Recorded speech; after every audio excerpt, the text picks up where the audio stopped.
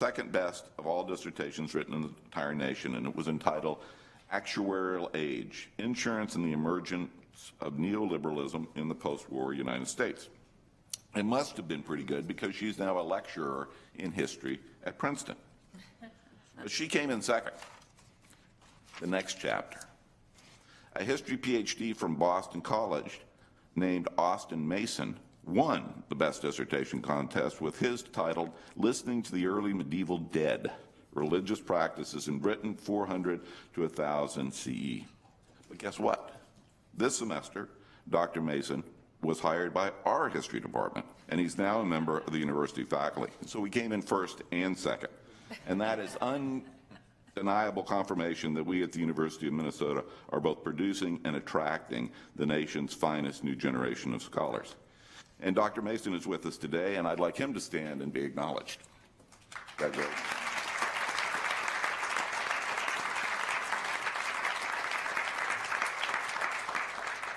So that's what excellence looks like, and the likes of Kaylee and Austin will continue to grow this university's reputation and impact.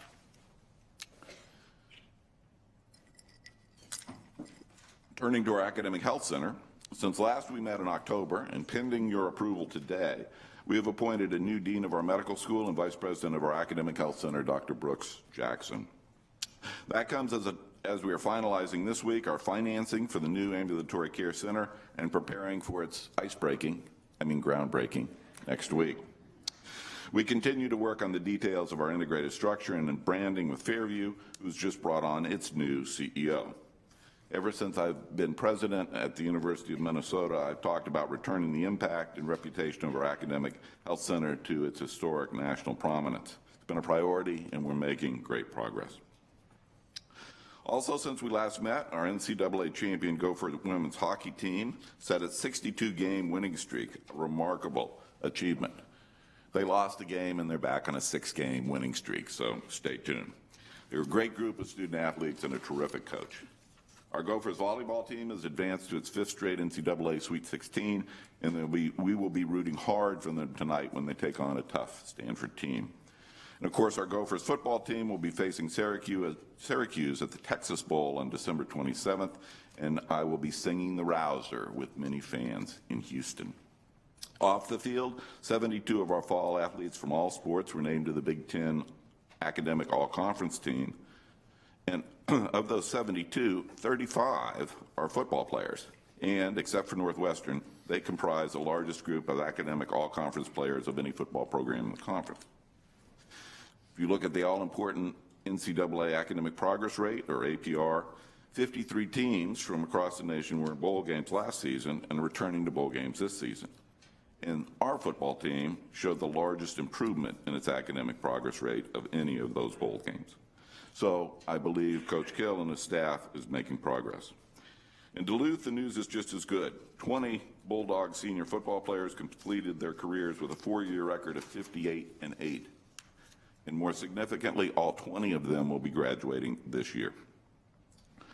All in all, it's been a very good 2013 as we saw our partnership with the governor and the legislature secure a tuition freeze for Minnesota resident undergraduates and gain MnDRIVE research dollars. We've embarked on an important strategic planning process. We've committed to $90 million in reduction in administrative costs. And system-wide, the University of Minnesota Crookston continued to be ranked nationally for excellence and affordability of online degrees. Students from the University of Minnesota Morris led students from across our entire university to a National Student Sustainability Leadership Award for developing policies that were adopted by the Dayton administration. Rochester graduated its first class and saw enrollment grow 9-fold since its birth in 2009. And in revealing their own entrepreneurial spirit, UMD established a first-in-the-nation major in cultural entrepreneurship, combining the traditional lessons of business schools with the creative thinking that is cultivated in the arts. It's been a great year for our entire system. And looking forward to 2014, I wish you and your families a happy new year.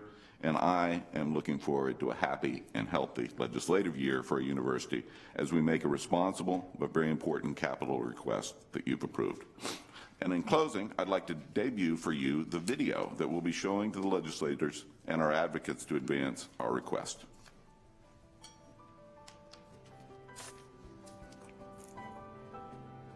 Many of our facilities were built 60 or more years ago, so they were modern in the middle of the 20th century. There are new developments. Science is moving very quickly. An aging building needs upgrades in order to accommodate the new developments.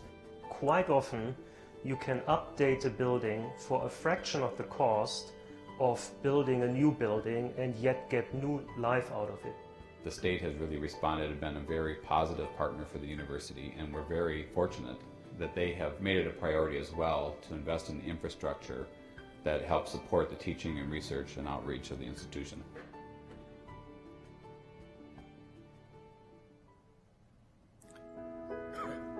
Tate really was an outstanding building that people wrote articles about when it opened in 1928 because it was truly cutting edge. About 4,000 students per year take physics and astronomy classes at the U, almost all of them in Tate. Our number of students enrolled in our entry-level majors classes doubled this year. We need to upgrade the building with respect to climate control, accessibility, circulation, to make it as effective as other university buildings are. We want students to be learning in an environment where there's also active research. For us now to have lecture halls that are matched to the way we teach today, rather than the way we used to teach, will be a big advantage.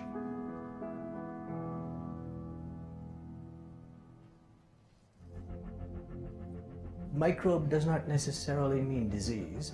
Microbe is highly beneficial to humans and animals and plants, and some of them can cause disease as well. In bringing researchers or scientists together in a building to conduct research would bring these different disciplines together. We could potentially get quantum leaps in understanding specific processes that would potentially take years for a single person to develop and identify. You're training your next generation scientists to be the best in the world.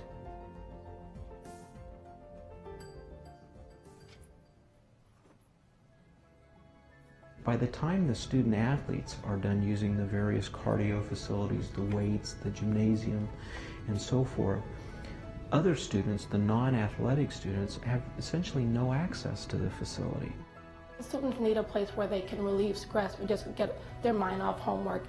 We're really driving for a facility that will meet the needs of all students. It's really important to student and campus life. These students really make an impact in this region by coming to this campus, by living here, by engaging the community through internships. And they often want to stay in this area, which is exactly what Northwest Minnesota needs.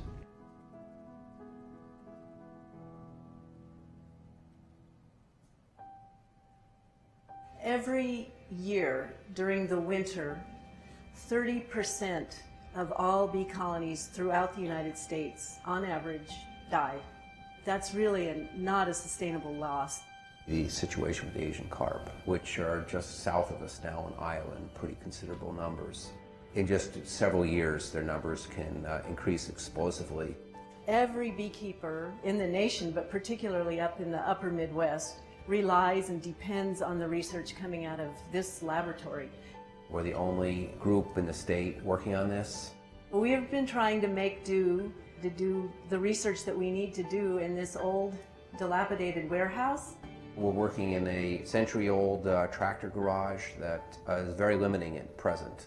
Now is the time to help bees. There's time to act, but we've got to act really quickly.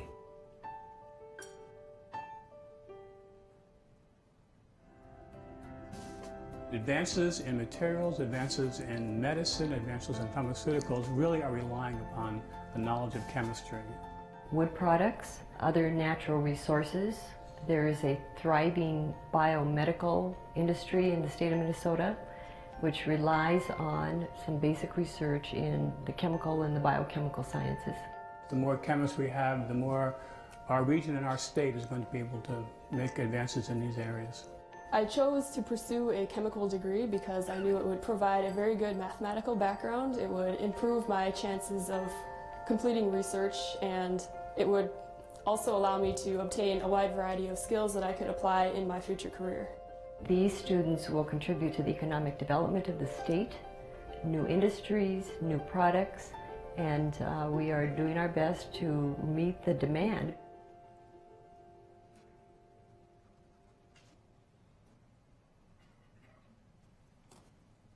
Mr. Chair and members of the board, thank you again for your support for a successful 2013, and thank you for all you do and will do for this university in the coming year. That concludes my report. Thank you, President Kaler. First of all, let me state that the Board of Regents shares President Kaler's strong commitment to public safety. Our recent crimes on or near the Twin City campus are concerning. Families need to know that we are unified in our commitment to provide a safe environment for students, faculty, and staff. Universities build strong partnerships with local law enforcement and will continue to work together with them to make this campus safe. Previous to this meeting, we had a work session to discuss the university's philosophy on undergraduate tuition and financial aid. It was a wide-ranging discussion focused on tuition strategies that support the mission and goals of the university, as well as incent student success and address the complex relationship between tuition, financial aid, and enrollment management.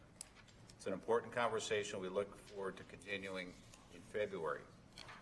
October 25th, Regents Allen, Broad, Frobenius, Johnson, Lucas, Omari joined me in hosting the University of Nebraska Regents and senior leaders at the Campus Club. It was a wonderful opportunity to socialize and exchange information with Big Ten peers. We also ran into a few of them after the game and exchanged pleasantries. On November 7th, Regents Johnson, Devine, Lucas, McMillan, and I spent the day at the University of Minnesota Rochester. We interacted with the campus and community leaders, visited with the faculty, heard Chancellor Lemkuhl's State of the Campus address, and learned firsthand about the student experience at UMR. It was a very helpful all-day meeting. We're grateful for the time and effort that went into organizing that visit. In the spring, the Regents will be on the road again. We'll go to Duluth, and we will also visit several businesses and outreach centers in southern Minnesota. The following day, on November 8th, Regent Devine and I had the pleasure of breaking ground in the microbiology research building. Among other events, Regents also participated in the Regents Professors Recognition, the University of Minnesota Foundation Board of Trustees annual event, the annual Equity and Diversity event, and the University of Minnesota Duluth event at Glensheen Mansion. I'd also like to acknowledge Regent Emeritus Mary Page, who passed away untimely on October 21st. Mary served on the board from 1989 to 1985 and served as chair of the Audit Committee and Financial Operations and Legislative Committee.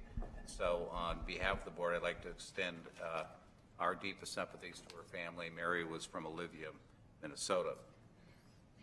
And as the president indicated, we're anxiously awaiting the Gopher football game against Syracuse coming up on December 27th. We look forward to cheering our Gophers at the end of what has really been an outstanding season. Okay, I ask Regent Frobenius to give us a report of the Faculty and Staff Affairs Committee. Thank you, Chair Beeson. The committee, under action items, the committee unanimously recommends approval of the following 5 collective bargaining agreements, and I will take these as 5 individual motions. Number 1 is collective bargaining agreement with ASME Locals 3937 and 3801. This unit includes 1,021 employees, such as library assistants, IT specialists, and lab technicians. The contract includes a 1% salary range adjustment in each of the 2 years. I move approval of the bargaining agreement. Second. There is a motion and second. Is there any discussion? Not hearing any. All those in favor say aye. Aye.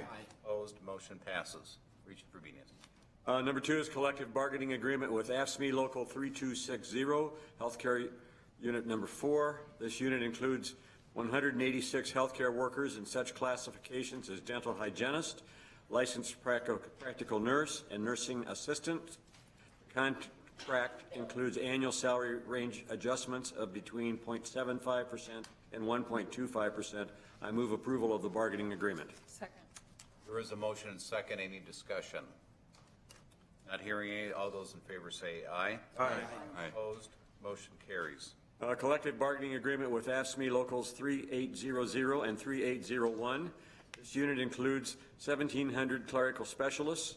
The contract includes a 1% salary range adjustment in each of the 2 years. I move approval of the bargaining agreement. Second.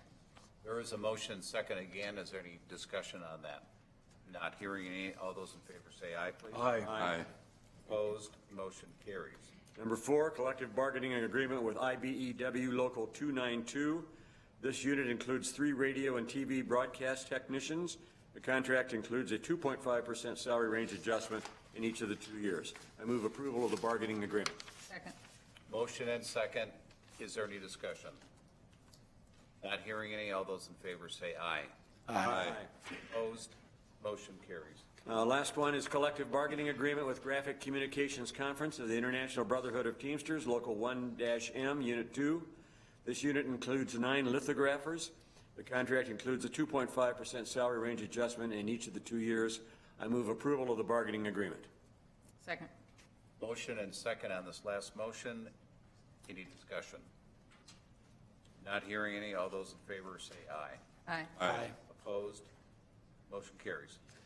Our consent report was in the docket materials. The committee unanimously recommends approval of the consent report, which includes appointment of Dr. J. Brooks Jackson as Dean of the Medical School and Vice President for Health Sciences, effective February 17th, 2014. As you know, Dr. Jackson is a respected researcher and experienced leader, educator, and clinician.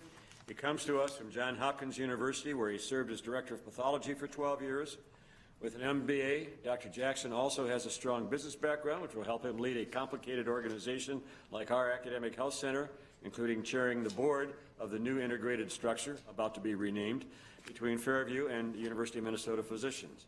I move adoption of the consent report. Second.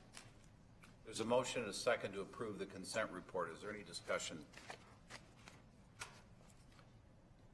All those in favor say aye. Aye.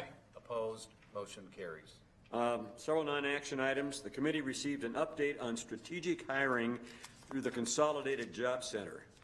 The Office of Human Resources engaged in a lean Kaizen process earlier this year to evaluate and simplify its hiring process. Since then, the Office of Human Resources has developed a single, streamlined process for all employee types across the university system.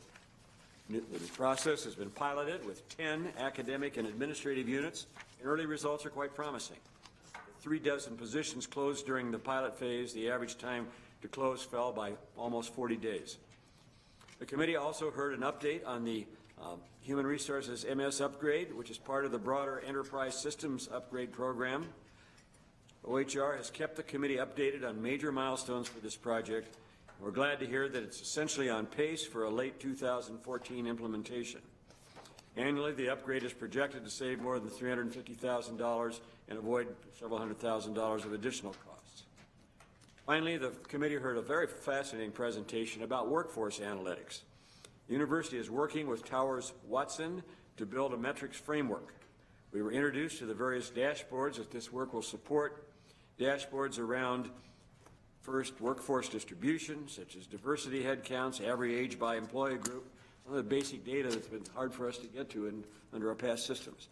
Workflows flows, such as time and position, a percent of employees in the retirement risk zone over age 55 by campus and employee group. Workforce costs, including trends in healthcare and base salary, and workforce return on investment, such as employee engagement. The 3 elements described in the non-action item are really elements of a transformational work plan of the Office of Human Resources, which is in a process to transform the HR function at the University of Minnesota. Excellent progress is being made on that plan, and the committee is appreciative of the efforts that have gone forth and look forward to some significant progress on the various other elements of that work plan. Mr. Chairman, that concludes my report. Thank you, Regent Frobenius. Report on the Finance Committee, Regent McMillan, please. Thank you, Chair Beeson. We had a significant number of items, 4 action items, 2 important non-action items, and several information items, and one of our action items is also supported by the Facilities Committee. So beginning with a resolution related to the issuance of debt to support the combined heat and power plant, the $96 million combined heat and power plant. Approximately $83 million of that will be supported or financed by long-term bond issuances by the university, and the committee reviewed those documents and revisited the financing plan for that. The committee unanimously recommends approval of the financing resolution authorizing the issuance and sale of bonds in a principal amount of up to $83 million, and I move its approval. Second. I'm going to take Regent Allen as a second on that, since the Facilities Committee also approved the same project. So a motion and second. Is there any discussion on this? All those in favor, please say aye. Aye. Aye. Opposed? Motion carries. Regent McMillan. Thank you, Chair Beeson. Our second action item is a resolution related to a real estate partnership under which the university will enter into create a new limited liability corporation with United Properties and enable the university to secure a long-term future in the redevelopment of properties at 24th and University, where a hotel and a restaurant are now located. The committee heard from Vice President Fitzenreiter and his team about the work that's gone into that and how that'll be governed and what protections the university will have regarding assurances regarding future development there. The committee unanimously recommends approval of the resolution of the joint venture with United Properties Investment LLC for acquisition of the properties at 24th and University and for the future redevelopment of that property, and I move its approval. There is a motion. Is there a second? Regent Fabinius seconds. Is there discussion on this matter? Not hearing. All those in favor say aye. Aye. Aye. Opposed? Motion carries. Our third action item, Chair Beeson, is a lease agreement and guarantee for the ambulatory care center on the Twin Cities campus with total construction costs of approximately $160 million, of which $150 million will be financed with long-term bonds. The committee spent a considerable amount of time understanding, learning about the master agreement between the University of Minnesota Physicians, Fairview, and the university, which master agreement establishes the overall framework for managing and operating the care center, as well as academic commitment, branding, and business model. And we were fortunate to have Regent Allen as well on our committee, who provided additional input that he may speak to. But the committee, the Finance Committee, unanimously recommends approval of the resolution related to the lease agreements, the guarantee, and the master agreement for the ambulatory care center, and I move its approval. Chair Beeson, I'd like to recuse on this item. There is a motion. Excuse me, Regent Allen.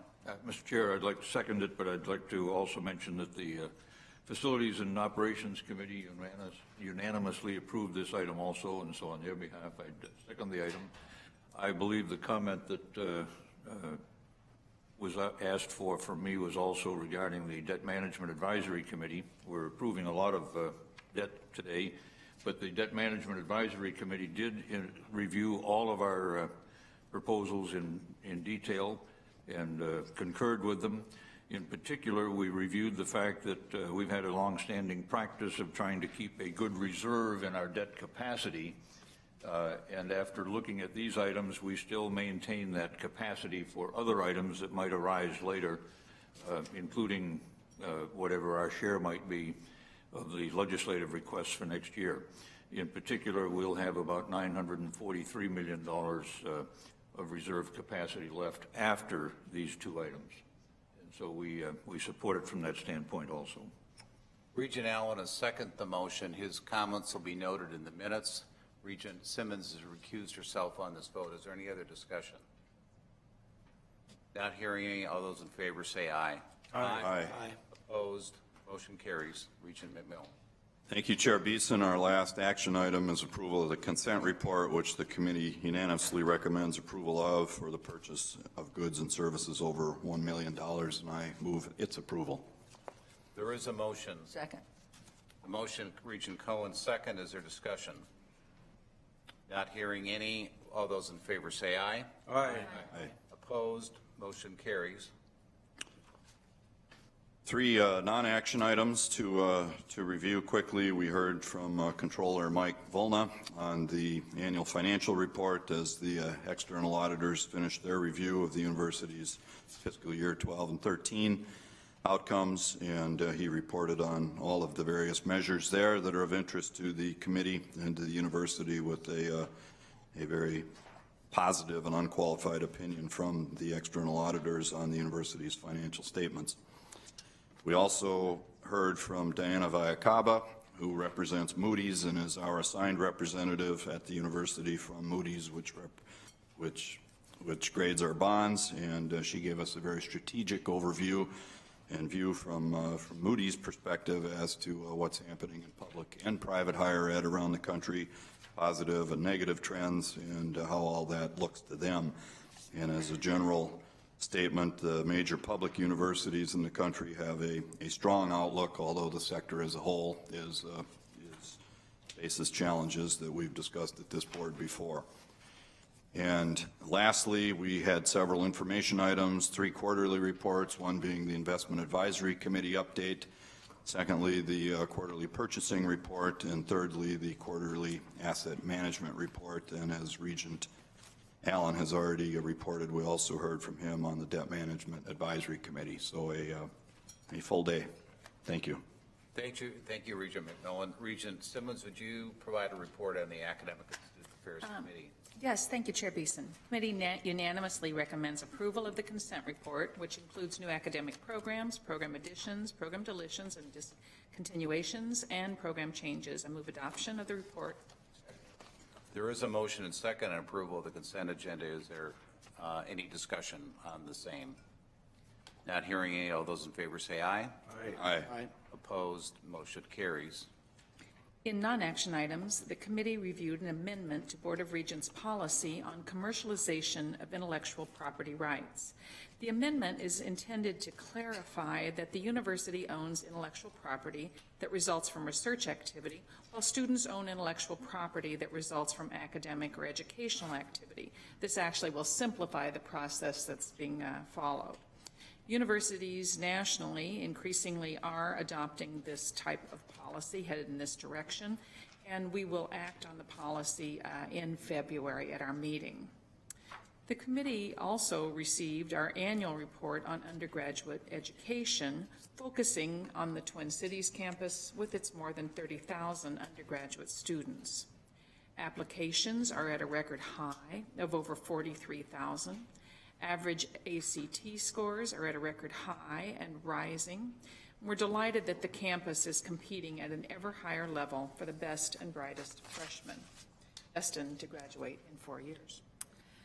The one-year retention rate is slightly down over last year, and that was explained to us that factors involving the retention rates are being addressed, and this is a very high priority for the Office of the Provost. The committee recognized the need to take a closer look at the growing segment of our student body, and that is the transfer population, and will do so in 2014. In an information item, the committee learned that the University of Minnesota Twin Cities was one of 2 finalists for the inaugural Trailblazer Award presented by the Association of Public and Land-Grant Universities. This award is given to one university that has made exceptional progress towards increasing retention and towards completion of bachelor's degrees during the last 3 years. And while another school actually prevailed, we are proud that the university's strong progress was acknowledged and celebrated.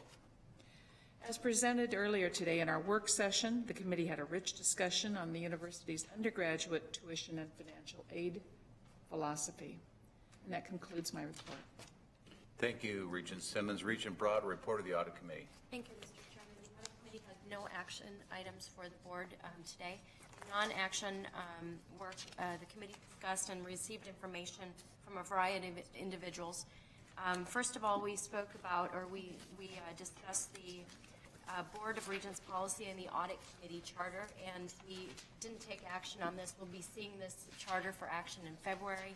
The committee reviewed the amendments to the charter, and the significant changes to the charter included two things: new language to address the committee's oversight responsibility for compliance, and to increase the threshold for the committee's review of audit contracts from $25,000 to $100,000. And again, the action will be taken in February on this change. We also spent significant time with our external audit report. Deloitte & Touche issued an unqualified opinion on the 2013 audited financial statements and reported that there were no significant deficiencies observed by them. The auditors identified the university as experiencing strong student demand and strong bond rating, but also recognize that will be challenged by future demographic changes and declining level of state support. The presenters noted that the university's strong management and governance is a significant asset to the institution generally. We also heard from the Director of Institutional Compliance, Lynn Zentner, and she provided a summary of the annual compliance report. Over the period of January 1st through November 19th, 2013, nearly 11,000 reports of external professional activities were filed by faculty and employees. Nearly 99% of the staff who were required to file a conflict of interest report have complied, and there's a process that is being followed to ensure 100% compliance with that requirement. Additionally, the university's confidential web-based reporting service, U-Report, has received 138 reports over the same period. In a continuation of looking at risk profiles for the university, we heard from Athletic Director Norwood Teague, and he discussed the intercollegiate athletics risk profile and highlighted a number of areas of risk. And these areas include student-athlete injuries, the arms race in athletic facilities, managing inaccurate media messages, gender equity concerns, and NCAA compliance infractions. Athletic Director Teague also noted that his department will be hiring a consultant to perform work related to gender equity and Title IX. And again, we've been hearing from a number of our senior leaders relative to their risk profiles and encourage the members of the board each to take a look at all of those risk profiles as our senior leaders look to managing, mitigating, and anticipating risk for on behalf of the university. We would also like to thank Associate Vice President Klatt for her work on these risk profiles, which I think are going to be a very significant tool for this board going forward. Lastly, the committee received a number of information items such as the semi-annual controller's report and a report on engagement with audit firms for the Tweed Museum of Art and the University of Minnesota Duluth. And Mr. Chairman, that concludes my report. Thank you, Regent Broad. Report of the Facilities and Operations Committee, Regent Allen. Thank you, Mr. Chair. We had 4 action items. The first was the approval of the lease agreement, guarantee and master agreement for the Ambulatory Care Center, which we have already noted and taken action on behalf of the full board under the Finance Committee report. Second item was a capital budget amendment for Hasselmo Hall for the Core Robotics Laboratory on the Twin City campus.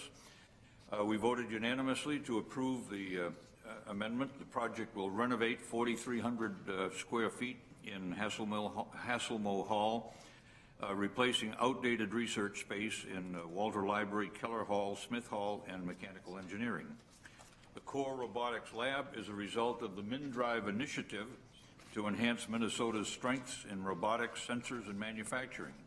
The project is fully funded by the MinDrive legislation that was passed last session. I move approval of the capital budget amendment. There is a motion and second on the capital budget amendment. Any discussion? All those in favor say aye. Aye. Aye. Third. Opposed? Motion carries. Third item was a real estate transaction for purchase of 3 parcels from the City of Rochester. The committee voted unanimously to recommend approval of the 3 parcels totaling 0.62 acres from the City of Rochester. The properties are located within the area designated for the future development of the Rochester campus. The City of Rochester will take the funds for purchasing the property, $1.32 million, from the $14 million in sales tax proceeds, which were approved by referendum of the people in Rochester in 2012, specifically to finance the cost of acquisition and betterment of the University of Minnesota Rochester. I move approval of the purchase of the 3 parcels of land from the City of Rochester. Second. There is a motion and second on that. Regent Simmons. May I step out? Yes, Regent Simmons is going to recuse herself. And I want to explain this. I don't own the City of Rochester, but I do have responsibilities for the Destination Medical Center project in Rochester, where we're working with the city and land is an issue, and I would prefer just not to act on this. We'll accept that. Regent Simmons, we have a motion and second. I'll note that we did make a site visit to these parcels when we were at our day trip to Rochester. Is there any other discussion on this particular motion? Regent Devine. I'd just like to say that after our site visit there, I think it was important to note that the collaboration that went on between the city and the University of Minnesota to acquire the property and to become a part of the overall strategic plan of what's unfolding in the whole medical complex down there, and our learning opportunities there are well noted, and we appreciate that collaboration. Thank you, Regent Devine. Other comments? I'll call for a vote. All those in favor say aye. Aye. Aye. Opposed? Motion carries with Regent Simmons recusing. We had a 4th item, review of schematic plans for the ambulatory care center, in addition to all the legal and financial aspects of that we have dealt with previously. Part of our procedure calls for a thorough review of the schematic plans. The committee voted unanimously to recommend the schematic plans for the ambulatory care center. It authorizes design to proceed on the 330,000 square foot building, including the ambulatory surgery center, comprehensive cancer center, clinics, ancillary and diagnostic service, patient support services. It includes a pharmacy, cafe, and utility infrastructure. I move approval of the schematic plans for the ambulatory care center. Second. I'll take Regent Amara's second. Is there any discussion on that motion? Not hearing any. All those in favor say aye, please. Aye. Aye. Aye. Opposed? Motion carries. We had one information item, which has already been referred to in the President's report, and Chair Beeson has already restated our commitment to safety in and around the campus. We had a thorough discussion on that subject. The report focused on the Twin City campus with special emphasis on the immediate and the long-term strategies to respond to the uptick in crimes against people that we've experienced this fall. We've taken several steps over the last decade to improve safety and security, including the addition of financial and personnel support for UMPD, the uniformed monitors, significant improvements in surveillance and security systems. System-wide investments include added video surveillance, electronic access control, and emergency communications and alarm systems. In response to the recent events, the university has taken several immediate steps to ensure campus safety, and it's important to note, however, that this is a metro-wide issue, and it necessitates a close collaboration with leaders in Minneapolis to address both short and long-term strategies for ensuring safety on campus. We are all in this together. The Twin City campus itself continues to evolve. Dense private housing developments near campus have changed the way students travel to campus, as well as public safety in the neighborhoods. To address some of these long-term changes in the neighborhoods surrounding campus, 3 work groups have been established. They will work on safety efforts that enhance the ability of police to do their work. They'll examine building access. We have also addressed transportation safety in relation to these changes in the neighborhoods. As more students live immediately surrounding the campus, additional pedestrian and bike traffic, coupled with the impending opening of the light rail line on Washington Avenue, has created challenges in navigating the campus effectively and safely.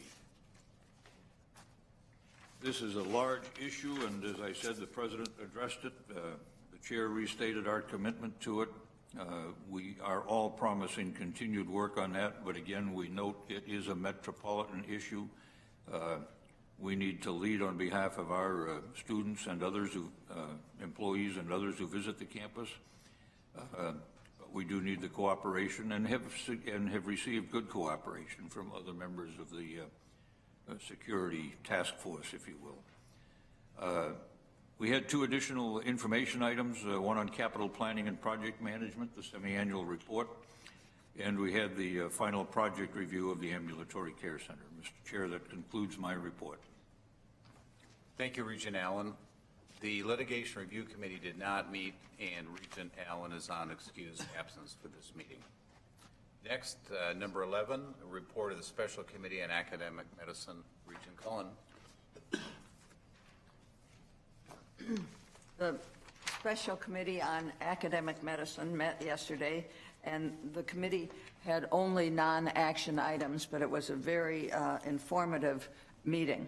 The committee received an overview of education and training for Minnesota's health workforce, with a particular emphasis on graduate medical education for physicians, growth within the College of Nursing, and a model for interprofessional practice and education currently being spearheaded by the University of Minnesota on a national stage. We learned that health professional education has a long pipeline with significant number of clinical hours required per student, from 1,500 to 2,000 for nursing, pharmacy, and dental students, all the way to 4,500 hours for medical students. And these are clinical hours for students. These requirements create barriers for growth in class sizes, as it can be difficult to find sites willing and qualified to provide these clinic hours for students. The many years of training required to gain licensure in these fields means that there's a long pipeline for the education process, and changes that are made now will not be realized for many years. As far as the clinical training and graduate medical education, the training and education of physicians after medical school in residencies and fellowships is not only an integral component of the education of medical physicians, but is a requirement to become an independently practicing physician. We learned that the funding system for graduate medical education is complex, but hospitals cover the bulk of the cost. The hospitals are funded primarily through Medicare. This federal funding source is capped based on numbers that were set almost 2 decades ago, and that's why merely increasing the medical school class is a very complicated question as we address the health care for the state of Minnesota. So what this means for Minnesota is that we are limited in the number of residents we are able to train here. Many residents choose to stay in practice in the areas where they complete their residency. 61% of our residents stay in Minnesota, so this limitation can pose significant challenges. Already, hospitals in Minnesota are funding more than 150 residents each year on their own at a cost of about $85,000 per year per resident. The next discussion centered around the National Center for Interprofessional Practice and Education, which is supported by an over $12 million grant funding over the next 5 years. This is exciting and cutting-edge work at the university. The purpose is to redesign education and clinical practice into interprofessional teams that can collaborate effectively to deliver high-quality care. This type of collaboration will require a greater scope of practice and training for team members. And finally, we learned about the significant growth in the School of Nursing, both in the Bachelor of Science in Nursing programs and current and expected growth in the Doctor of Nursing Practice program, which is the currently 3rd largest in the country and will be expanded in the next few years through the generous donation by the Benson Foundation. Highly skilled nurses and nurse practitioners are a critical component to mitigating some of the expected primary care physician shortage. There was a robust discussion, and it provided the committee with a wealth of knowledge to consider as we discussed the university's role in meeting the health professional workforce needs of Minnesota in a rapidly changing environment. This concludes my report. Thank you, Regent Cohen. And I would ask Regent Cohen to also now report on the ad hoc nominating committee. Right. The ad hoc nominating committee met to review and take action on 2 items. The first item was the appointment to Fairview Health Services Board of Trustees. The committee unanimously recommends appointment of the following individuals to 3-year terms on the Fairview Health Services Board of Trustees: Dr. Levi Downs and Richard Osland. I move approval of these appointments. Second. There is a motion and second to approve the slate. Regent Beeson, does anybody want me to recuse on this one? I don't think this has ever been considered a conflict, but I'm always open to leaving. I'll rule that it's not a conflict. We noted in the minutes there is a motion. Was there a second? Second. And any other discussion on these appointments, which we'll vote on as a slate? All those in favor say aye. Aye. Opposed? Motion carries. Regent Cohen. Yes, the second action item is appointments to the new Integrated Structure Board of Directors. And the committee unanimously recommends appointment of the following individuals to the Integrated Structure Board of Directors: Dr. Dennis Cloesy for a 1-year term, Diane Lilly for a 2-year term, Dee Thibodeau for a 3-year term, and Jenny Carlson for a 3-year term. I move approval of these appointments. Second.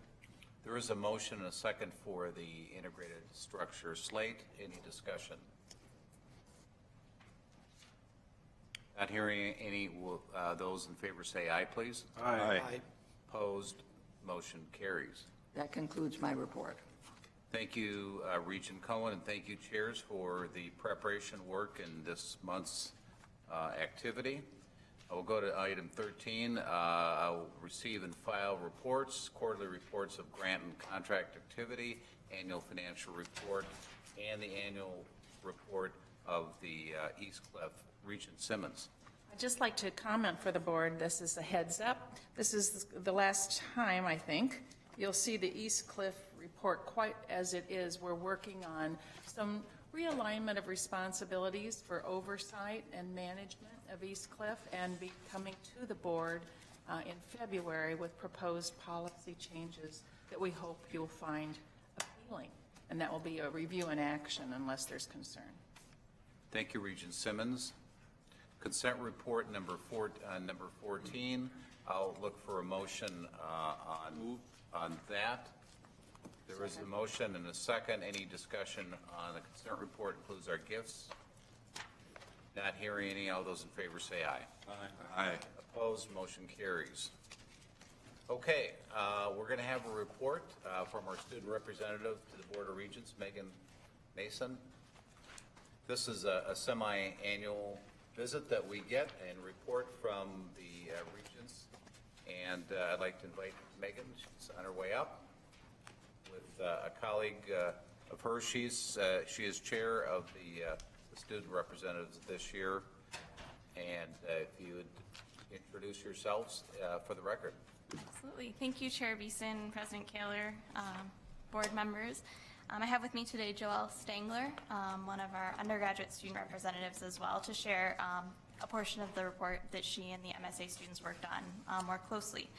So again, I appreciate your invitation to come and speak to you, as we do twice a year, and in this particular case in greater detail about our fall report. I certainly want to recognize the rest of the student representatives for their contributions to the report, as well as thank the Minnesota Student Association, who has brought several members here today to demonstrate support for some of the items that we'll be discussing with you. As you may recall, there's 3 specific sections to our report this fall. The sustainability of higher education, campus safety, including a subsection on sexual assault, and the provision of gender-neutral housing for our undergraduate students. I'll speak to the first 2 points, and then I'll turn things over to my colleague, Ms. Stangler, to continue the discussion. So acknowledging the extensive range of remarks offered in our report, the approach that I would like to take today is to focus on some timely events that have occurred with respect to our topics. And one of those would be the recently reported $1 billion surplus for the state of Minnesota. I know that a lot of that has to go back to K-12 education, but we don't know yet whether higher education will receive any portion of that funding. Assuming, though, that through extensive lobbying efforts by the University of Minnesota, including the Board of Regents, we would like to see that the U receive a portion of that surplus, which lends itself to the question of what would we do with that money. Certainly we could extend the tuition freeze on undergraduate in-state tuition, but the student representatives would like the board to consider a couple alternative options that promote the sustainability of higher education. So some examples that we would provide to you is that the growth of open access textbooks, journals, and other electronic resources are becoming more available every day. Senator Franken is leading a charge in Washington to propose legislation about extending those availability to free and open online access resources. So we could use potential funds from the state to set up a mechanism for examining how to determine whether e-textbooks are appropriate for certain courses or not. Perhaps cover publication fees for faculty and students who choose to publish their research in open access journals, and maybe provide financial support to students who have no alternative but to pay for expensive textbooks. Alternatively, we propose that if we were to receive some money from the state surplus, we could arrange for a more sustainable model of professional school tuition, whether that be locking in a rate the first year that professional students attend the university or having a fixed annual increase in the tuition rate. Currently, even the most diligent financial savvy students cannot prepare for unanticipated expenses during their professional education here. And finally, we'd like to propose that we take a risk from surplus funds from the state should we receive them. Put them towards public-private partnerships or growing or expanding new opportunities as they become available. Vice Presidents Herman and Fitzenreuter have brought reports to the Audit and Finance Committees outlining the potential growth as well as the possible risk of enhancing our public-private partnerships. But some of the case studies outlined in your docket material from Duluth really demonstrate the opportunities for student scholarship, benefits to private companies in the area, and potential future employment of our students that may come from putting some more funding towards public-private partnerships. So of course we have no knowledge of whether we'll receive any of the state's support, but we look forward to working with you on lobbying efforts at the Capitol to encourage legislators to support giving some of these surplus funds to the university. So from the financial considerations, I'll now move on to personal decisions students have to make on a daily basis here on campus with respect to campus safety. I realize it's something that's been discussed in every committee probably while we've been in meetings this week, but it was part of our report. And to be honest with you, when we started writing the report, we initially were responding to Vice President Wheelock's email, which she commented was, quote, the most passionate responses that she's received in her tenure here with respect to new traffic patterns, multimodal transportation at the U, and the addition of the LRT system. But as we started working on the report, we couldn't ignore the uptick in crime alerts that we were receiving in our inboxes. And so our focus shifted more towards the personal safety and campus safety climate here on campus. We're not the only ones to have noticed this increase in alerts in our inboxes. Interest from the broader university community, the Twin Cities area, has brought this issue to the forefront of the media, the legislature, and university administration. I don't want to spend too much time discussing with you the statistics that were available in your docket, especially after the excellent presentation by Vice President Wheelock and Chief Hessness yesterday. But I do want to frame the discussion with a couple points about the robberies and crime alerts on campus. This fall semester, between September and November, 25 robberies have occurred either on campus or in the neighborhoods surrounding where our students live, work, and recreate. Most of these, 22 of them, occurred off of campus, 3 on university property, and half of the victims were students. This number is higher than the 5-year average of 18.2 robberies during this time frame, but not outside the scope of any individual year. Nonetheless, it is an increase. Similarly, at the time of writing this report, 17 crime alerts had been issued for 2013, which matches the total of the year 2010. But last year, we only received 10 alerts. So the combination of the fact that the past 2 years' crime alert counts have been on the low end of the spectrum, and this year's on the high end, and we've had some very high-profile cases recently, particularly the event in Anderson Hall, as well as the student who was solicited by a police imposter offering a ride home. It's understandable that students would perceive this to be a risk to their personal safety. As Vice President Wheelock and Chief Hessness mentioned yesterday, it doesn't matter what the robbery totals are, what the crime report totals are, whether it was a student or a non-student victim, whether the crime occurred on or off campus. If students don't feel safe here, then that's the reality, and we need to ensure their well-being during their time here at the university. Several promising responses to this uptick in crime have occurred on and around campus. As noted earlier today, the UMPD officers are logging overtime hours, looking to increase their force size, and continuing to strengthen their coordination efforts with the Minneapolis Police Department. New work groups have also been created to better understand student transit to the university, where lighting can be improved, and what landscape options might increase visibility and deter crime. What I want to ensure that the Board of Regents and the University Administration understand, however, is that students know that shared responsibility of campus safety is important. MSA has offered a pledge to their students to not walk alone, not let friends walk alone, and to always be aware of their surroundings. MSA has also helped with door knocking to talk to students in the residence halls and has testified at the Capitol to demonstrate their dedication to working on this issue. Additionally, the Gopher Chauffeur student employees have offered up more hours of driving time for their fellow students by adding Thursday night service, an extra vehicle, and are presently discussing extended service hours. Additionally, the escort service on campus has also received increased calls, another program in which students are ensuring the safety of other students. This is the start of a culture change that needs to occur on campus toward individuals making the best decisions for themselves and for other students. I invite the administration and the Board of Regents to continue and to pursue new partnerships with students to work toward further addressing the issue of safety of our students. Please use MSA and GAPSA as partners in your messaging. Let us help make sure that students understand at orientation how to be safe while at the university. Ask us to promote the safety video competitions and make sure that our student representatives to the neighborhood boards are involved in further discussions about off-campus crime. Work with us to create a culture of safety on campus through social media or otherwise. As one of our MSA colleagues likes to say, let's get the hashtag StreetSmart trending across the University of Minnesota student population. So at this point, I'd like to turn over the personal safety discussion to Ms. Stangler. Thank you, Megan. Members of the board, Chair Beeson, President Kaler, I thank you for the opportunity to speak today and have a conversation about student interests. Although right now with finals, most students are interested in when we're going to sleep and where we can get cheap coffee. I'd like to also thank the students who came to listen today. As you can see, we have many students in the room who care about communicating the student perspective and the student experience to the board and have taken time from finals, work, and other obligations to be in attendance. Megan has touched on the concern of safety in terms of security on and near our campus. I would now like to speak about what we consider to be the other side of the safety coin. The student representatives would like to speak about a safety of well-being and peace of mind for students at the university. We would like to discuss the issues in terms of safety from feeling stigmatized by race or gender, as well as a desire to feel safely supported by the university in regards to sexual assault. I'm going to touch on 3 topics today for the board's consideration and hope to open a dialogue about these issues and determine where improvements can be made.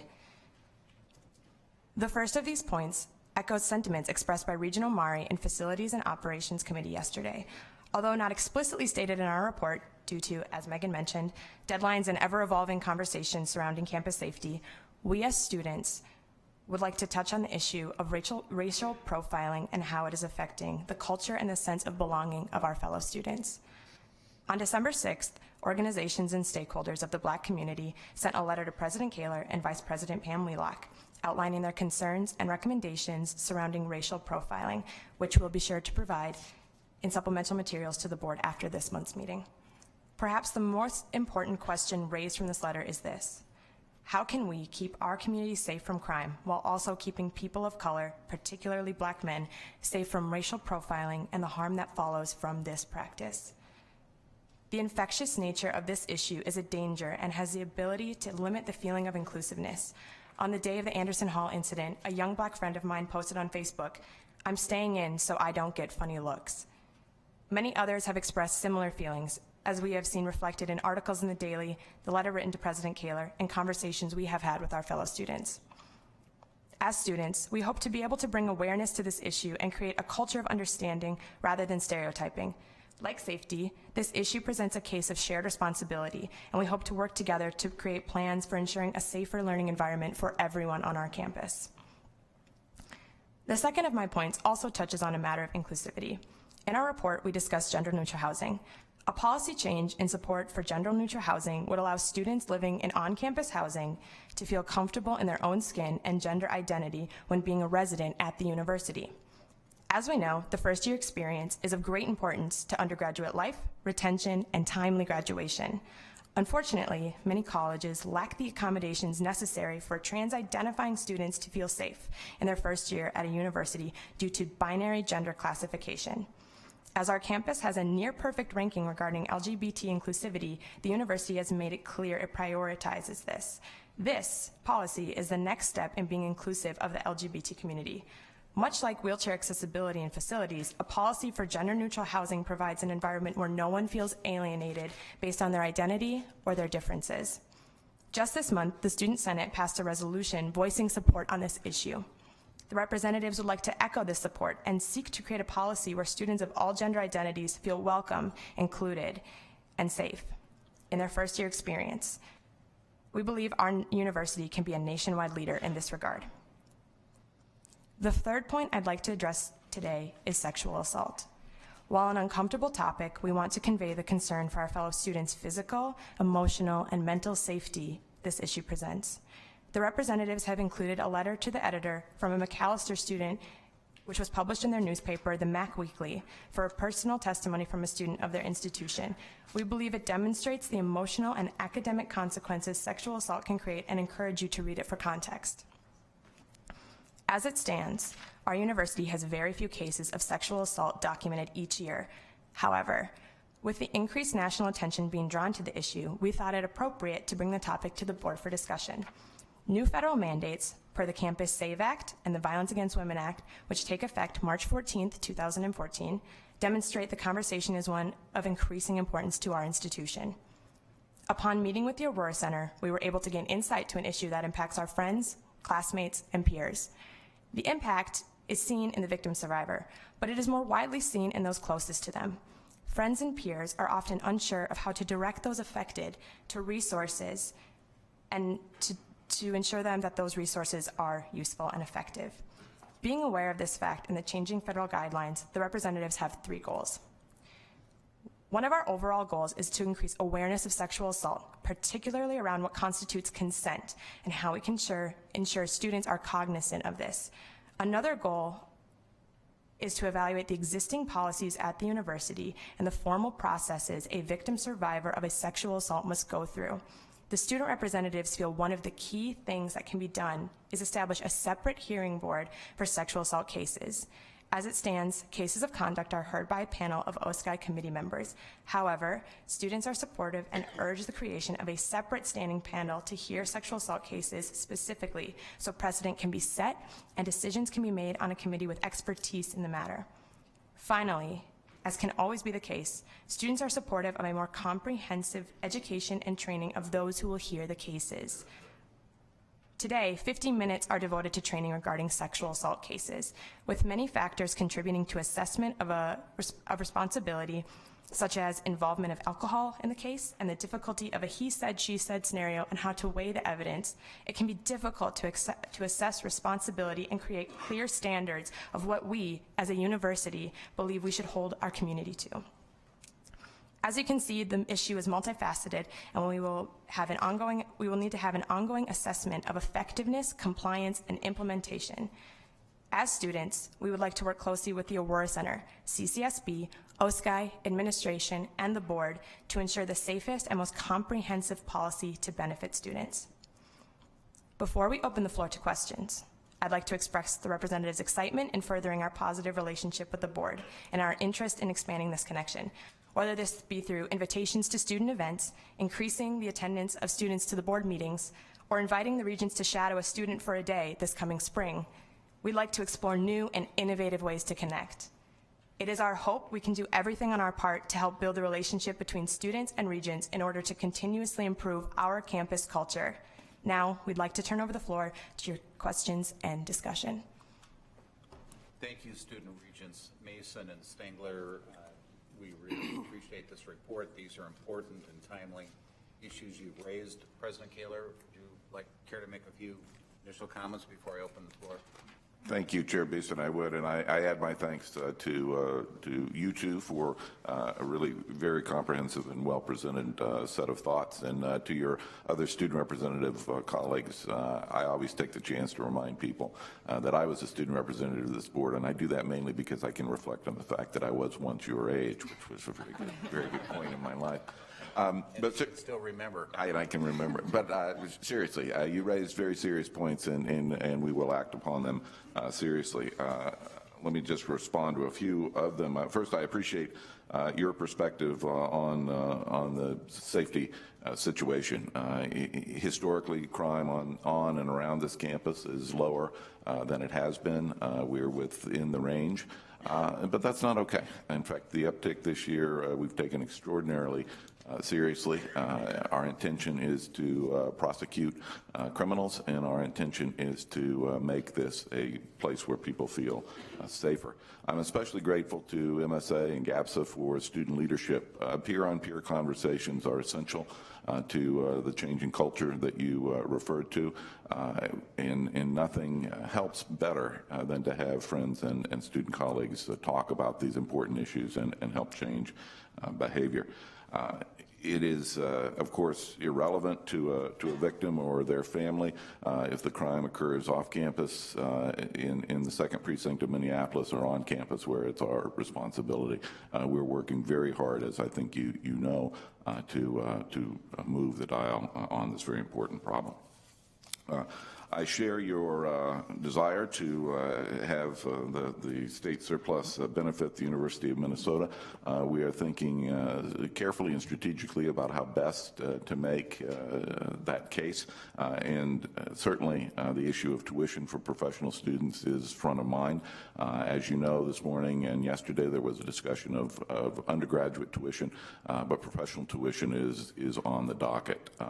I'm very troubled by the amount of debt that professional students leave the university with. I don't think that is a sustainable balance, and we need to find ways to make it better, and having the state help us with that would be terrific. You mentioned profiling, and let me just be as clear about that as I possibly can be. The University of Minnesota will not tolerate racial profiling by its law enforcement officers, period. We don't do that. I rode with a sergeant in our police force a few weeks ago on a Friday night to get a sense of what they faced. And we talked about that. And he was very adamant that they do not profile racial or ethnic issues, but they do profile behavior. And so when people behave suspiciously, they will investigate. I think the issue of profiling is a national one. It's an important one, but let me be very clear, we will not tolerate it at the University of Minnesota. You talked about various issues of safety, in particular sexual assault, Joelle, and I will investigate and have a conversation with Vice Provost Jung about how we can move that forward. I certainly agree with you that the hearing processes should be as constructed as professionally and as effectively as we possibly can, and so we will work on that. Finally, you mentioned gender-neutral housing, and in fact, as you probably know, we are developing a plan for the Twin Cities campus to pilot that. The target is to do it in the 2015-16 academic year, I'm told, and there are plans certainly to consult with students as we move through that process.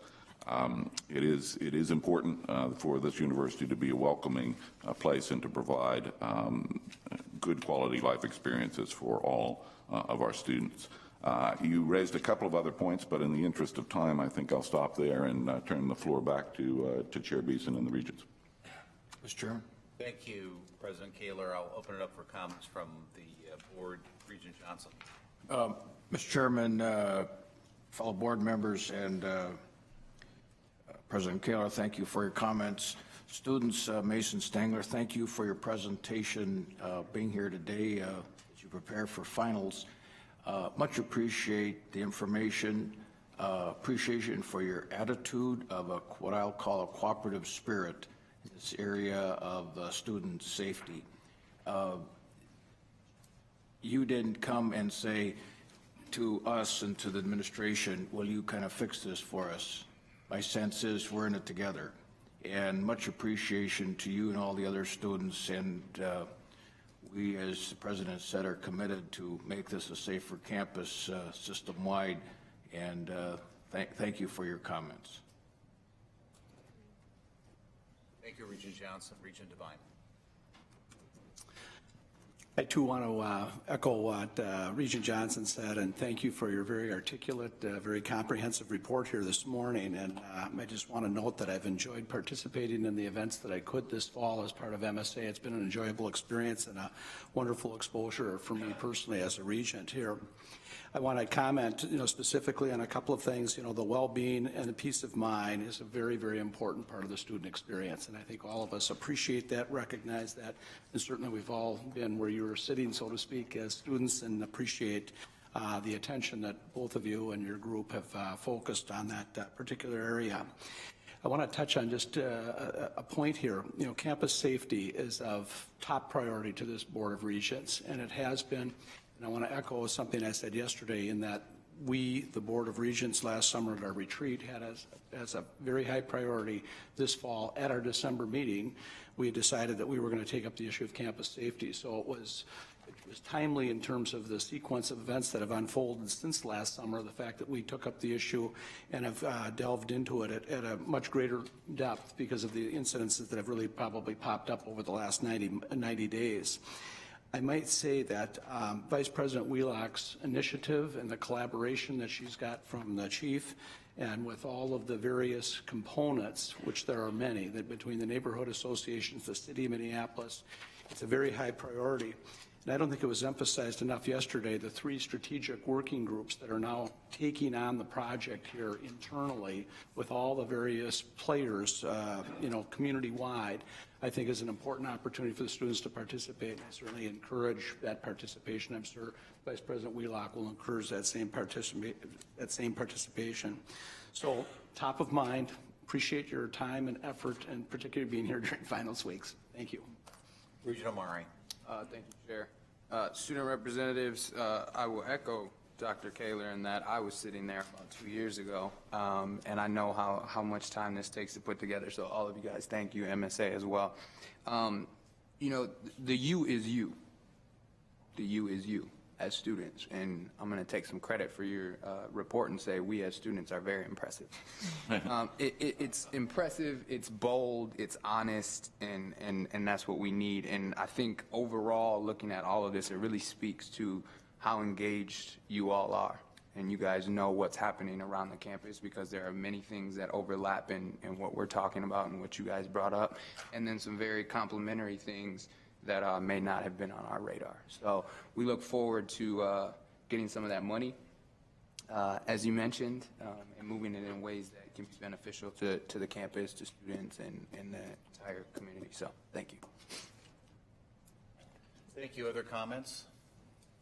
Thank you again, presenters. We have work to do here on our end, and we'll be back to you on all these. Thank you. Thank you. Thank you. Very impressive. I'm going to move ahead, item 19, which is the recognition of the Regents professors. This is a special event. I know that they're here, and I'd like to, this is our highest honor that we bestow on our faculty, of course. President Kaler, will you introduce the professors and their certificates?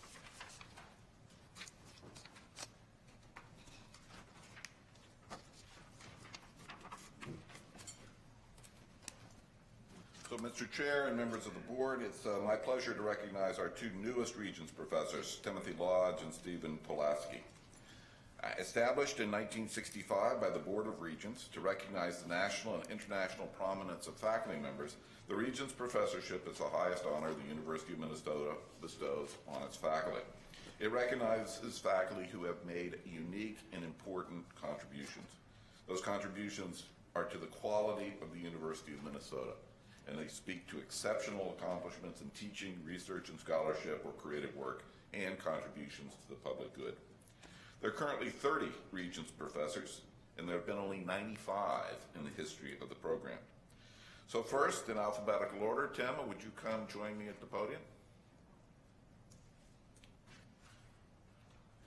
Timothy P. Lodge is a distinguished McKnight University professor in our Department of Chemistry and Department of Chemical Engineering and Material Science in the College of Science and Engineering.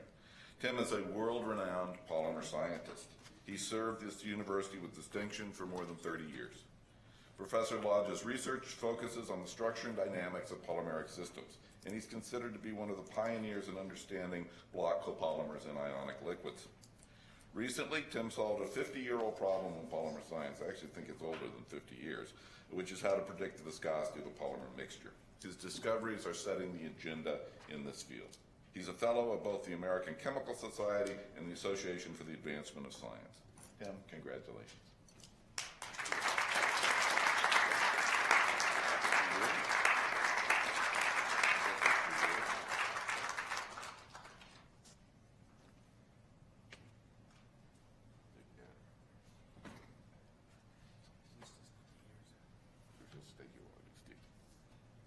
And now, Steve Pulaski.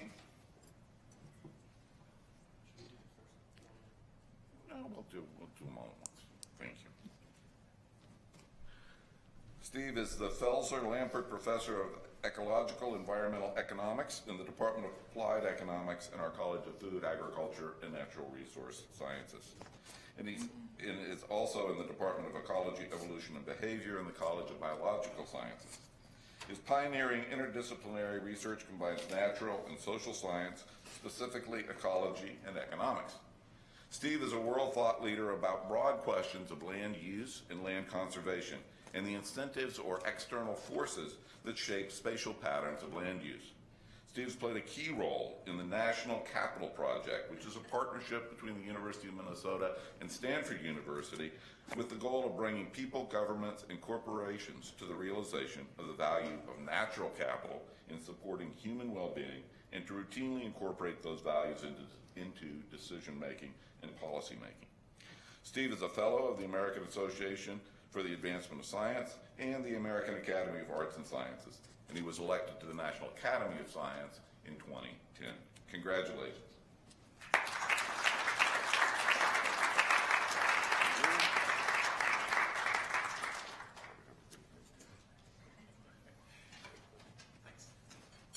Now, let's make some pictures.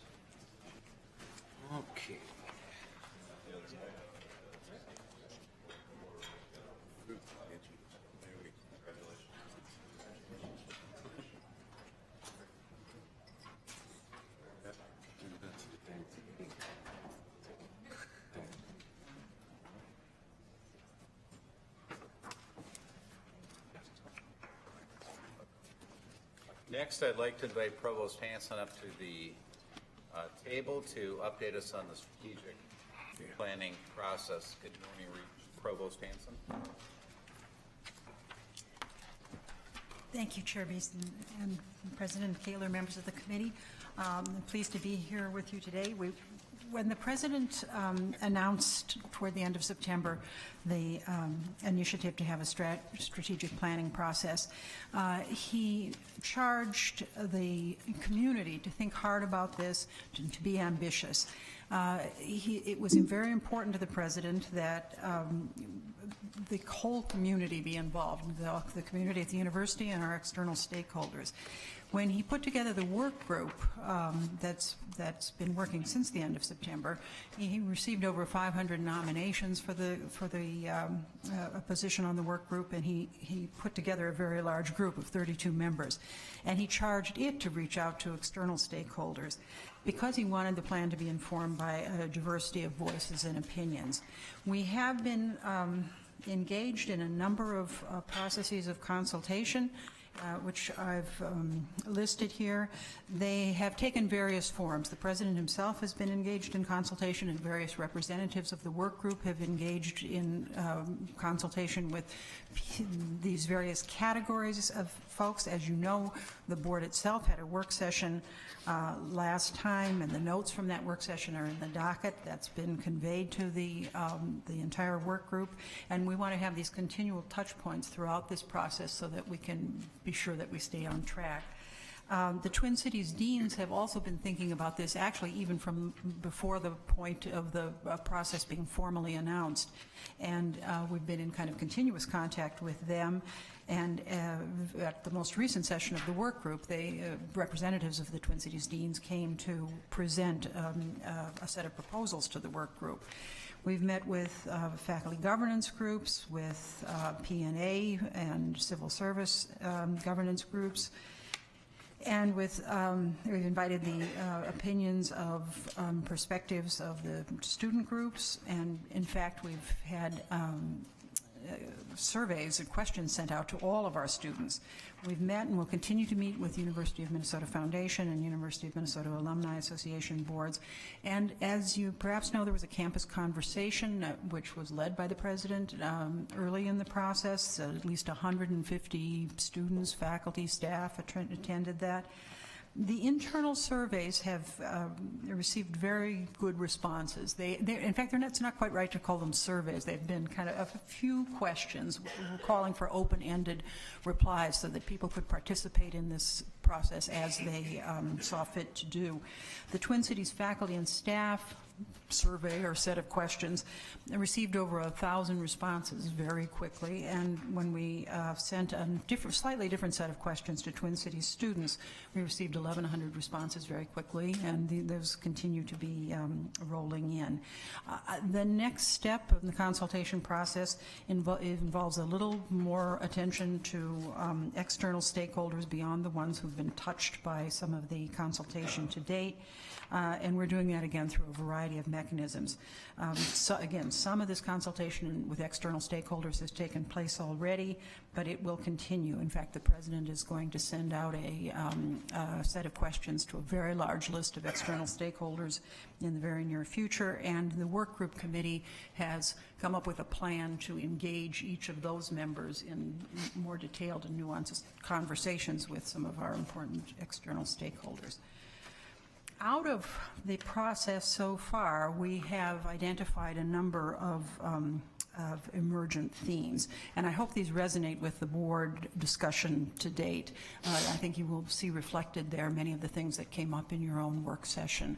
The metro area in which the Twin Cities is located is a strategic asset, very important, and needs to be capitalized on by the university in a whole variety of ways while the university contributes to the metro area.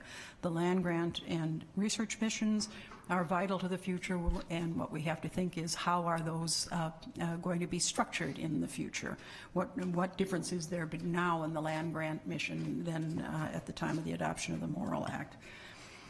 We have a variety of very important partnerships with community groups, with businesses, with arts and cultural organizations. We want to do more to leverage and deepen the partnerships we have and to seek new ones. There's also a great deal of enthusiasm for the idea that the university should help solve major social and health problems. We list a few there, but this is something we want to turn back to. Affordability and student debt, as with this meeting has focused on, are also key issues for us to address. The breadth and depth of the university offerings, people have remarked on repeatedly as a real key to our strength. That if leveraged appropriately, in fact, the breadth and depth of this university may be the key to our preeminence. Along with something else, I think, that has emerged here, an appetite for explicitly addressing the grand challenges of our era. So I'll say a bit more about that in a minute. On the specifically student-focused feedback, it's important to note that timing on surveys or asking questions is extremely important. This was sent out fairly recently, and the #1 response to the question really had to do with student safety. And so, as you heard from our student representatives, it's of course a very important issue for us, and it continues to be. But we asked a few questions and left room for further comments. You know, what have students enjoyed most and least so far in their experience at the University of Minnesota? What do they think can be done to improve the University of Minnesota? What would they say is the value of the University of Minnesota if they were to describe that to a friend or to someone we might recruit? Importantly, the last question, what do you think will attract students to the University of Minnesota Twin Cities campus in 2020? What I've listed here are the top responses that were given. There were lots of responses given, and they fell into lots of categories, and lots of them are very, very interesting. These percentages don't add up to 100% because there were lots more, and lots of students said a number of things. But you notice that what the students said in response to a very open-ended survey actually is very consonant with what has been emerging in the other discussion groups. The urban location, this urban location with its particular opportunities and challenges, and the way in which they connect to national and global problems and issues is something that the students identify as a feature that will be important to attracting students in 20 years from now. Students say the quality and impact of university research is important, and that clearly highlights the direction that we've been thinking about for augmenting undergraduate university research opportunities. We're saying what's important about place-based education in a residential university in the 21st century. Quality of teaching, advising, and general academic quality is extremely important to students. And of course, keeping tuition affordable and winning athletic teams. As we've been gathering input from these many sources, the work group has also been meeting regularly as a group to digest this input and to organize a succinct and meaningful plan. Today I want to report a little bit on that, on the draft mission, vision, and values statements we've had, and then just foreshadow a little bit where it looks like we may be going in our articulation of goals. The work group at a certain point looked at the mission statement for the university that this board reiterated in 2008, and it thought for a little while and discussed the possibility of a kind of Twin Cities inflection of this, but in the end it decided that mission statement was perfection, and we didn't really need to do a separate mission statement. So you have the beginning of the mission statement there. You have in your materials the full mission statement, and we read it again and thought it's an excellent and mission statement that actually isn't in need of updating or sort of specialization for the Twin Cities. We thought it really does describe the mission the Twin Cities campus wants to undertake. So we moved on to further work on the vision statement. And the draft vision statement that we want to bring to you today, has a kind of one-sentence concept, but there's a little bit of elaboration of it that's pulled out of the emergent themes that we've been seeing in the feedback we've been getting and in the discussions the work group is having. So you see it there, and we bring it to you for comment. The University of Minnesota Twin Cities will be preeminent in solving the challenges of a diverse and changing world, but we'll use our depth and breadth to generate new knowledge and insights, create an educated citizenry able to understand and solve demanding problems, leverage the power of the liberal arts, humanities, and sciences, and engage both our urban and our natural environment. We independently, in fact, I must make a bit of a confession here. Independently, we generated a set of value propositions and value constraints before we studied the policy statement that the board had articulated in 2008. So this draft, interestingly, though, is very consonant with the guiding principles that are in the full mission statement that the board adopted. In fact, we even used the language of guiding principles, and that was entirely independently. But we pulled in, again, the things that so many of our respondents to the surveys and in the discussions had identified as important values that were constitutive of the enterprise that we have here. So those are the things listed as kind of foundational commitments to academic freedom, to trustworthiness and honesty, respect, diversity and inclusion, public engagement, and above all, excellence in the fulfillment of the mission. And then we gave some guiding principles about how we implement those values through collaboration, consultation, and cooperation. That we encourage bold, innovative, and creative responses. And that's to kind of hint at the increasing importance of nimbleness in response to changing circumstances. And access, another thing that we've been talking about, particularly with respect to teaching at this board meeting, but access to our research and our service, and our accountability to our various publics and to one another. We want to be responsible stewards of public funding and public trust. So the other thing that we have done, moving from the vision structured by these values to the next step of the work group planning, and that is the articulation of goals. We've also thought about something else that the President asked us to be mindful of. What will we stop doing if we focus on new initiatives? And we've looked a little bit at criteria for both investment and disinvestment. We found that the university actually has some very good criteria already on file, and we will chew on those a little bit further and see how we can bring those specifically down to bear on this process of strategic planning. The other thing that I want to say at this point is that it's by way of preview. There's a great deal of excitement in the work group, and I think among many of our constituent groups, about the idea of setting the university to address grand challenges or wicked problems, the kinds of things that require broad and deep resources, intellectual resources, and resources of energy. This is connected with, I think, what the President has mentioned from the outset is very important about this plan, that it be ambitious and grounded on our distinctive strengths. And again, one of our distinctive strengths is the breadth of what's done on the Twin Cities campus.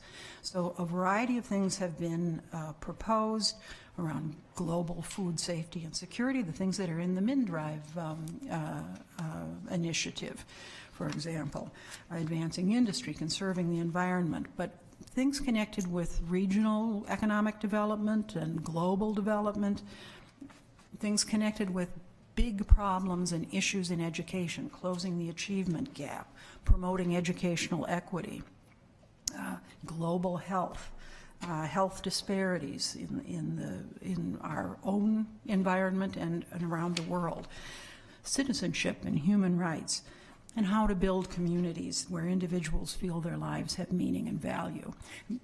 We will be sorting through these. We invite comment on them, but I have to say that there is enormous excitement about trying to articulate a limited set of very big problems which the university might address, and we are very likely to come back to you with goals that are shaped in that way.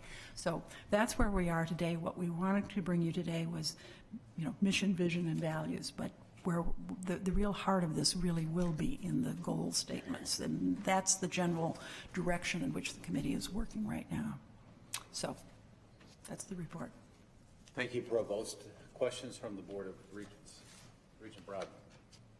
Thank you, Mr. Chairman, and thank you, Provost Hanson. This is a great update, and it appears that you have a lot on your plate with this, so thanks for all the work you're doing.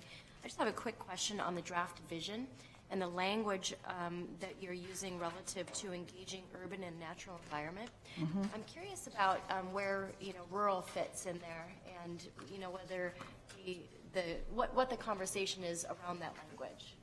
Well, part of it is that we think we can leverage both for the education of our students and for the depth of our research programs many of the things that are distinctive about where the University of Minnesota Twin Cities is set. Namely, there are a whole host of urban issues and, frankly, problems that are not unique to us, but which we are situated right here to study and to engage our students in studying and working on.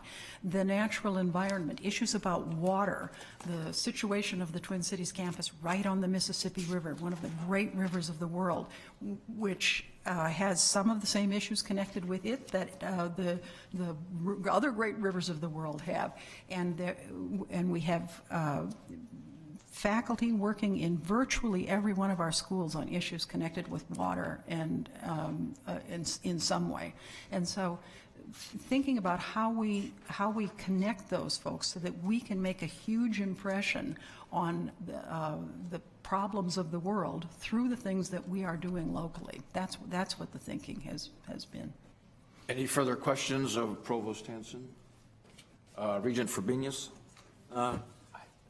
Shouldn't necessarily be influenced by an earlier discussion today, but as you think through this, and by the way, I really commend getting this basis put together. This is really critical to the process. It strikes me we got into this discussion earlier today about safety and security in the learning environment. And sort of core to this, going back to the old days of hierarchies of needs, is maintaining an environment that supports our accomplishing of these things. It seems to me to be almost a core value that is, in some way or another, should be woven into the discussion that we're working on. Thank you, and I Regent Frobenius, we agree, and it has been a topic of conversation. We haven't figured out yet how to articulate that in the setting of the goals, but we will. We certainly will be attentive to that. Regent Amari. Thank you, Chair. Thank you, Provost Hanson. I am just absolutely impressed and astounded at the consultation, level of consultation that has taken place. I'm really thinking about setting a strategic plan for such a long time, and the importance of getting different people at the table and comments to survey responses. I expected not that many. I can't stand taking surveys. But as far as language as well, I would suggest in the draft vision thinking about the term urban, and in some settings it's no longer recognized as a very positive term. And so maybe in a metropolitan area or something of the sort, and I'm getting very nitpicky, I know that, but it's not always viewed as a positive term anymore. Other comments from the board? I was surprised, Provost Hanson, that among the themes, I didn't see excellence sort of emerge as a theme about our strength areas. And I know you've got the word preeminent. I think I'd like to see some more focus on. That's been our hallmark since the plan was last approved.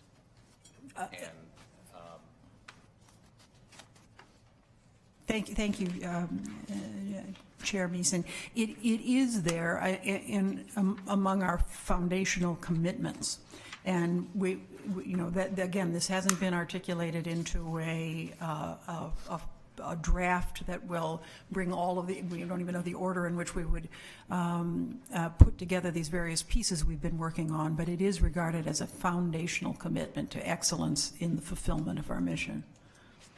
Regent McMillan. Thank you, Chair Beeson. Real quickly, having worked on a lot of mission, vision, values efforts for public and private entities, the challenge becomes, you know, where does something fit across those three pieces of it? And I was concerned, like Regent Broad, that there isn't something about rural and then maybe a little more Minnesota focus in the draft vision.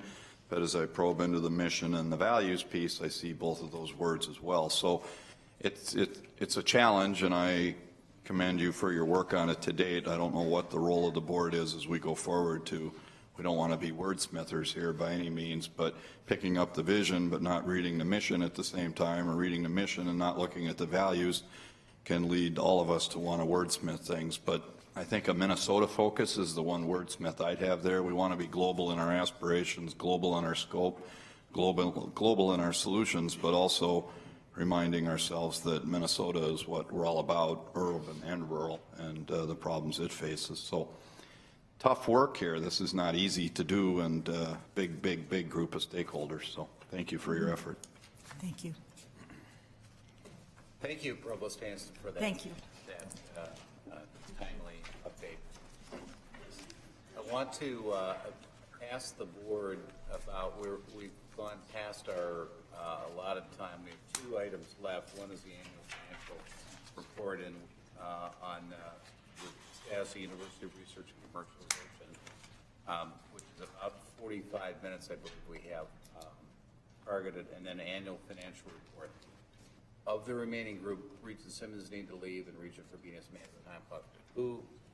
What is the will of the board to stay through both items, or we can delay Dr. Herman's report at this point? I've got a problem staying. Okay. Others do too? Okay. Could we stay 10 more minutes to get through Fitz's annual financial report? Okay. We can do that. Brian, if we can accommodate you to present in February. Fitz, come on up with the Volna. We started a little late this morning and just got compressed.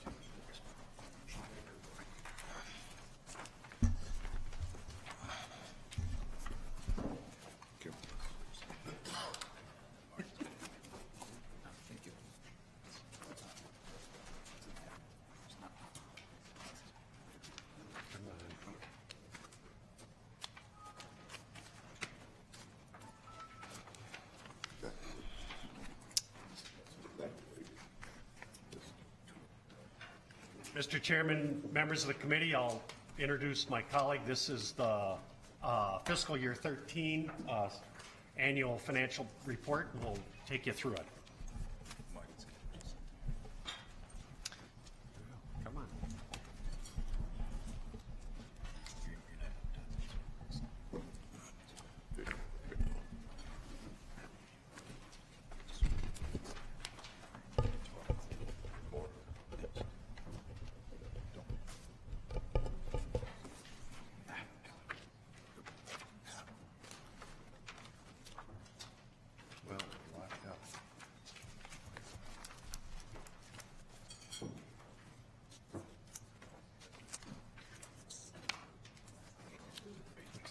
Frozen.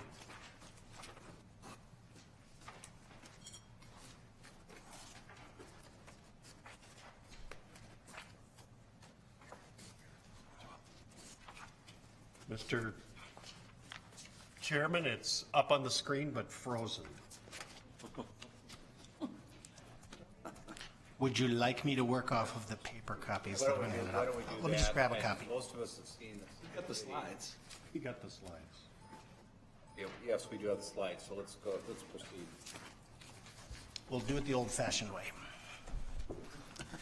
Chair Beeson, members of the committee, I'm here to give you an overview of the 2013 University of Minnesota audited financial statements. The statements were audited by Deloitte & Touche. They received an unqualified opinion. There were no significant deficiencies or material weaknesses in internal controls over financial reporting, which is always a good thing. The university adopted a number of GASB standards this year, which resulted in some minor changes to the financial statements, both in terms of format and in terms of the component units that we report, and we'll talk a little bit later about that.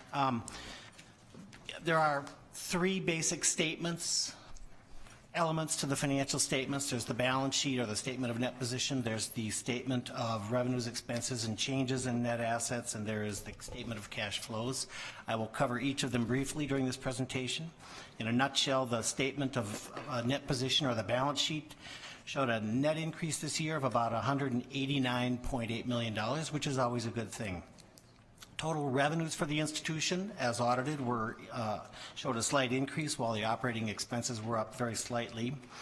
The cash flows, which represents the sources and uses of cash by the institution, were negative this year, slightly greater negative than last year, but still we had a positive cash balance at year end.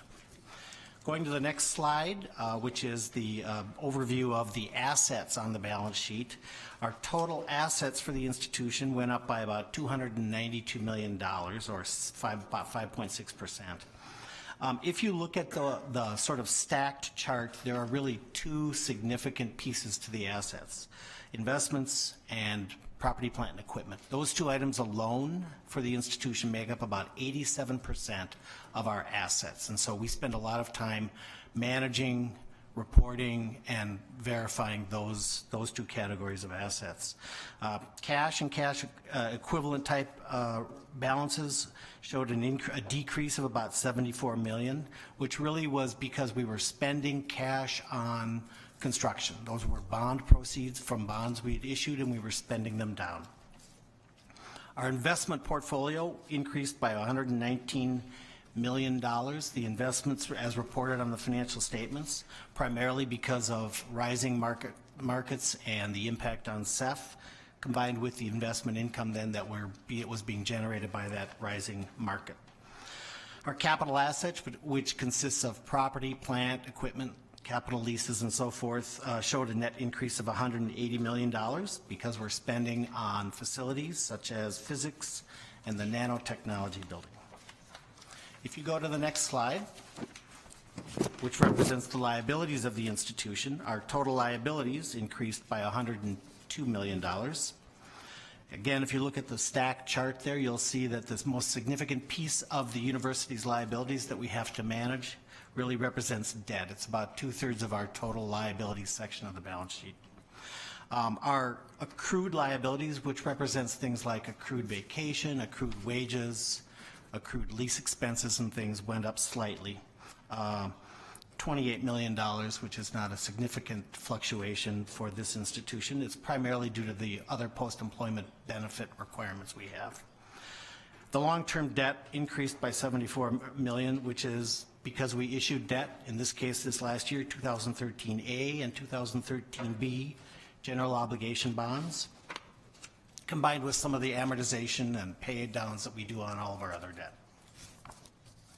The second statement that we really focus on and that we really pay attention to is the statement of revenues, expenses, and the changes of those to the net assets. If you look at this slide, total operating revenues for the institution went up slightly from $2.06 billion to $2.08 billion in 2013. Our total operating expenses also went up slightly from $2.9 billion to $3.06 billion. What that leaves us with is a weird thing called a net operating loss of $983 million for this year.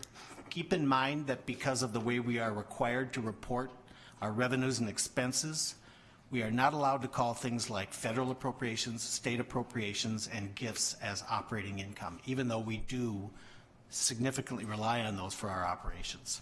So you have this artifact called net operating loss. If you then look below that, we have $1.034 billion of net non-operating revenues and other revenues of $139 million for 2013, which means our net increase for the year was $189.8 million, which is up from the prior year. If you look at the next slide, there's a pie chart that gives us sort of a depiction of all the different sources of revenue coming into this institution. And I will say that yesterday in the Finance Committee, when Diane Villacava from Moody's looked at this, she commented on how diverse and how pictorially visual it is to show all the different revenues this institution has. Those that are highlighted in blue represent those that we call operating revenues, and the other ones are non-operating revenues. The next slide covers our operating expenses, about $3.1 billion of operating expenses. The three biggest pieces of the pie there, as you can see, are instruction, research, public service, and academics, the four biggest, and academic support. Those are the heavy mission-related ones, and that's where we would expect to see the focus. The next slide, which represents a 5-year trend line for each of our operating expense functional classifications, shows that we have relatively flat trends in those that are supporting the institution, whereas those that are directly related to the mission, such as instruction and research, have trend lines moving up over the last several years. As I said, there were three primary financial statements that get audited. The third is the statement of cash flows. This slide gives you a little bit of a pictorial diagram that shows how we receive cash and what we use it on. So at the beginning of last year, we had audited cash balances of $355 million. During this past year, we used cash for employee payments, for capital asset acquisitions and payments to vendors and suppliers, and we used cash to pay principal and interest on debt. We received cash for things like investment income, state and federal appropriations, tuition receipts, gifts, auxiliary sales, and grants. And at the end of the fiscal year, that brought us back to a cash position of $281 million. And then the last part of our financial statements that really sort of relates to our activity is those entities that we call discretely presented component units. As I said, we've adopted a new accounting standard this year, which allowed us to drop off some of the more insignificant and immaterial units that we used to report, such as the Landscape Arboretum Foundation and so forth.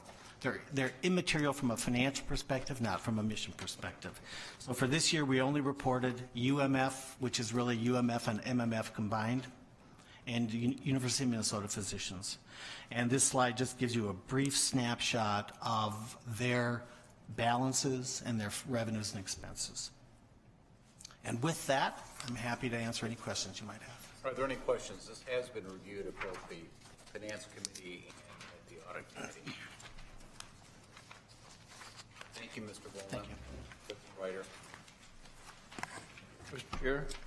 Regent Allen. It was a quick review and a good one, but I just thought it might be good for the record to note that the Finance Committee did review this in very large depth yesterday also. Thank you, Regent Allen. Is there any old business to come before this board? Any new business? Thank everyone. The meeting of the Board of Regents is adjourned. Thank you.